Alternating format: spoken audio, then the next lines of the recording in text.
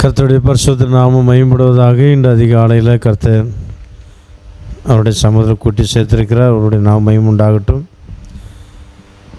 இன்று நாம் தியானிக்க வேண்டிய சங்கீதம், வாசித்து தியானிக்க வேண்டிய சங்கீதம் 44வது சங்கீதம். வாசிப்போம்.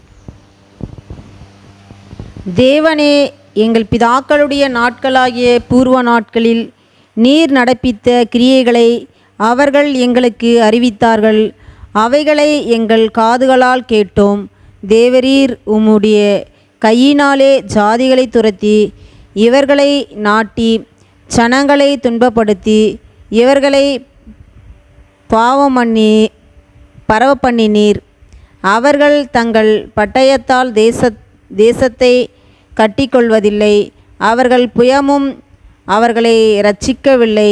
நீர் அவர்கள் மேல் பிரியமாயிருந்தபடியால் உம்முடைய வலது கரமும் உம்முடைய புயமும் உம்முடைய முகத்தின் பிரகாசமும் அவர்களை இரட்சித்தது. தேவனே, நீர் என் ராஜா, யாக்கோப்புக்கு இரட்சிப்பை கட்டளையிடும்.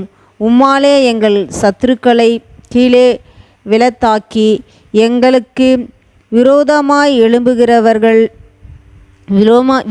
எழும்புகிறவர்களை உம்முடைய நாமத்தினால் மிதிப்போம்.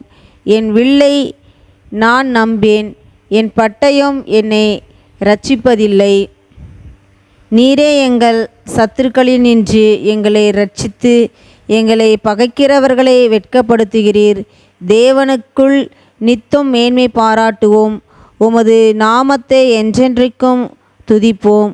நீர் எங்களை தள்ளிவிட்டு நாண பண்ணுகிறீர். எங்கள் சேனைகளுடனே செல்லாதிருக்கிறீர். சத்ருவுக்கு நாங்கள் இடைந்து பின்னிட்டு திரும்பி போக பண்ணுகிறீர். எங்கள் பகைஞர் தங்களுக்கென்று எங்களை கொள்ளையிடுகிறார்கள்.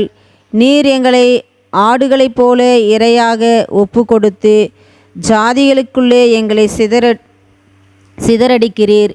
நீர் உம்முடைய ஜனங்களை இலவசமாக விற்கிறீர். அவர்கள் கிரயத்தினால் உமக்கு லாபமில்லையே.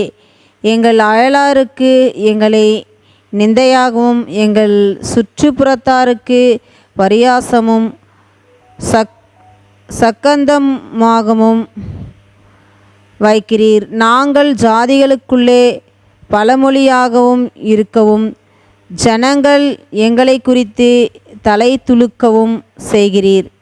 நிந்தித்து தூசிக்கிறவனுடைய சத்தத்தின் நிமித்தமும் சத்ருவின் நிமித்தமும் பழிவாங்குகிறவர்களின் நிமித்தமும் என் இலச்சை நித்தம் எனக்கு முன்பாக இருக்கிறது. என் முகத்தின் வெட்கம் என்னை மூடுகிறது. இவைகளெல்லாம் எங்கள் மேல் வந்திருக்கும். வந்திருந்தும் உம்மை நாங்கள் மறக்கவும் இல்லை. உம்முடைய உடன்படிக்கைக்கு துரோகம் பண்ணவும் இல்லை. நீர் எங்களை வலு சர்ப்பங்களுள்ள இடத்திலே நொறுக்கி மரண இருளினாலே எங்களை மூடியிருந்தும் எங்கள் இருதயம் பின்வாங்கவும் இல்லை. எங்கள் காலடி உம்முடைய பாதையை விட்டு விலகவும் இல்லை. நாங்கள் எங்கள் தேவனுடைய நாமத்தை மறந்து அந்நிய தேவனை நோக்கி கையெடுத்திருந்தோமானால் தேவன் அதை ஆராய்ந்து விசாரியாதிருப்பாரோ? இருதயத்தின் அந்தரங்கங்களை அவர் அறிந்திருக்கிறாரே. உமது நிமித்தம் எந்நேரமும் கொல்லப்படுகிறோம், அடிக்கப்படுகிறோம், ஆடுகளைப் போல எண்ணப்படுகிறோம். ஆண்டவரே, விழித்து கொள்ளும். ஏன் நித்திரை பண்ணுகிறீர்? எழுந்தருளும். எங்களை என்றைக்கும் தள்ளிவிடாதிரும். ஏன் உம்முடைய முகத்தை மறைத்து எங்கள் சிறுமையையும் எங்கள் நெருக்கத்தையும் மறந்து விடுகிறீர்? எங்கள் ஆத்துமா புழுதி மட்டும் தாழ்ந்திருக்கிறது. எங்கள் வயிறு தரையோடு ஒட்டி இருக்கிறது. எங்களுக்கு ஒத்தாசையாக எழுந்தருளும். உம்முடைய கிருபையின் நிமித்தம் எங்களை மீட்டுவிடும். ஆமென். ஆமென். ஹல்லேலூயா. இன்று நாம் இதில் தியானத்திற்கு எடுத்துக்கொள்ள வேண்டிய வேத வசனம் 44வது சங்கீதம் 3வது வசனம். அவர்கள் தங்கள் பட்டயத்தால் தேசத்தை கட்டி கொள்ளவில்லை. அவர்கள் புயமும் அவர்களை இரட்சிக்கவில்லை. நீர் அவர்கள் மேல் பிரியமாக இருந்தபடியால் உம்முடைய வலதுகரமும் உமது புயமும் அவர்கள் உம்முடைய முகத்தின் பிரகாசமும் அவர்களை ரட்சித்தது. சங்கீதக்காரன் இஸ்ரேல் ஜனங்களுடைய ரட்சிப்பை பற்றி சொல்லுகிறார். இந்த காலை நேரத்தில் நம்முடைய வாழ்க்கையில் கூட கர்த்தர் செய்த ரட்சிப்பை நாம் நினைவு கூறணும்.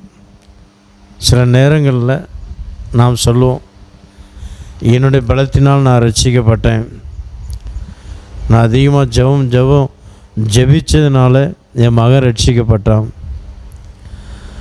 என்னுடைய முழங்கால்னால் என் மகன் ரட்சிக்கப்பட்டேன், மகா ரட்சிக்கப்பட்டேன், வீட்டுக்காரங்க ரட்சிக்கப்பட்டாங்க சொல்லுவாங்க.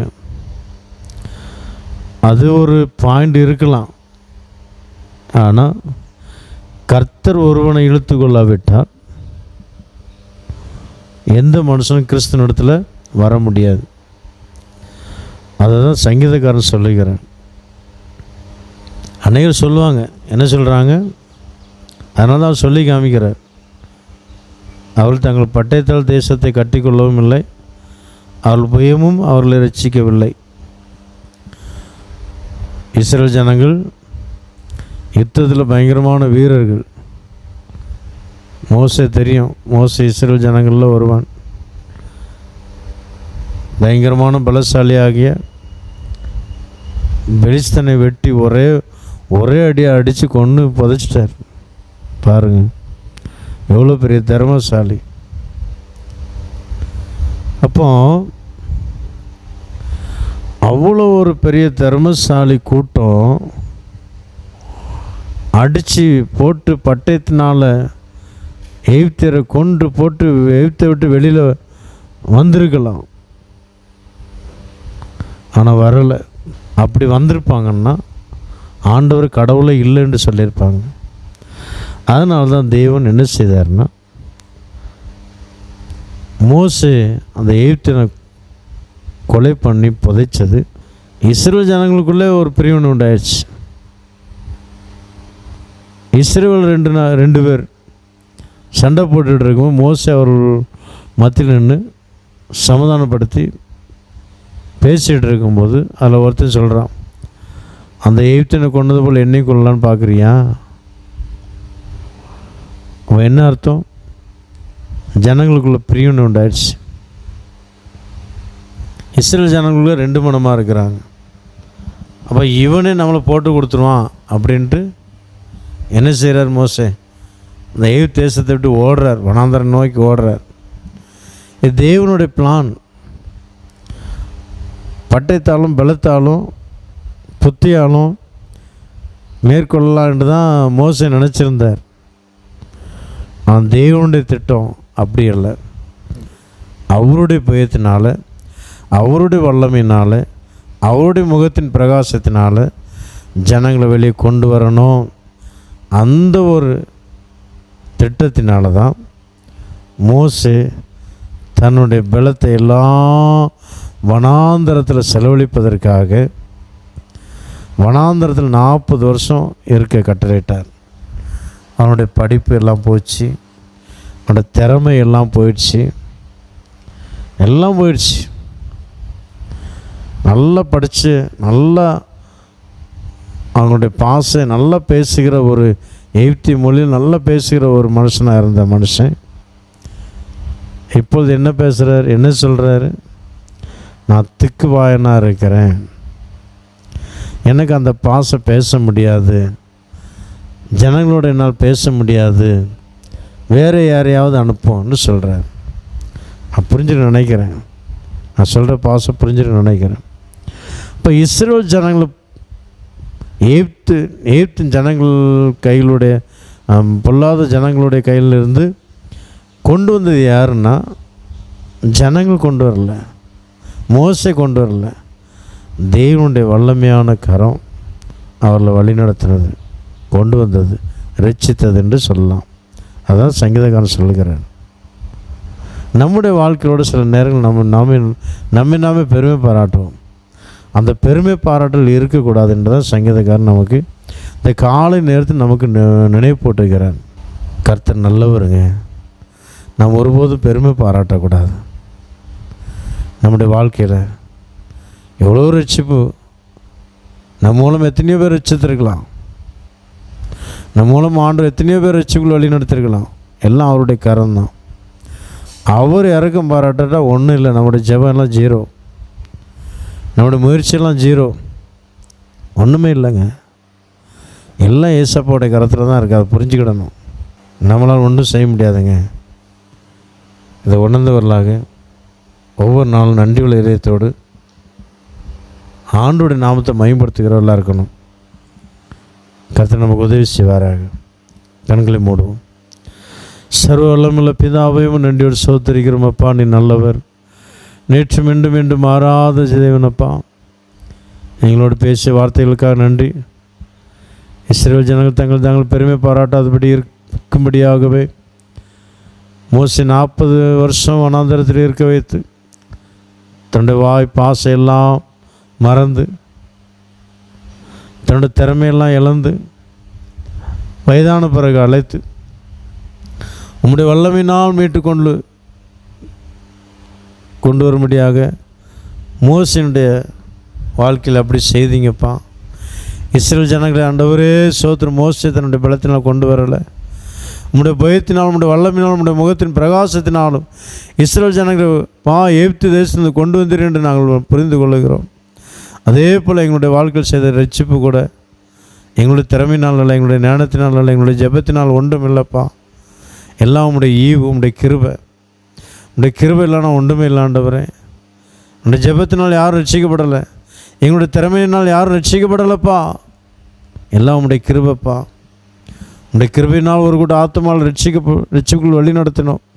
உம்முடைய கிருபையினால் ஒரு கூட்ட வாலிபர்கள் ஊழியத்துக்காக ஆயத்தப்படுத்தினோம் என்று சொல்லத்தக்கதாக ஆண்டவரே எங்களுக்குள் நல்ல ஞானத்தை தந்து வழி நடத்துவீராக. இந்த பிரச்சனைகளோடு கூட இருக்கட்டும். பயங்கள் நாம் மேன்மை பாராட்டாதபடி உண்மை குறித்து நாங்கள் மேன்மை பாராட்ட எங்கள் ஞானத்தை தந்துடலாம், தெளிந்த புத்தி தந்துடலாம்.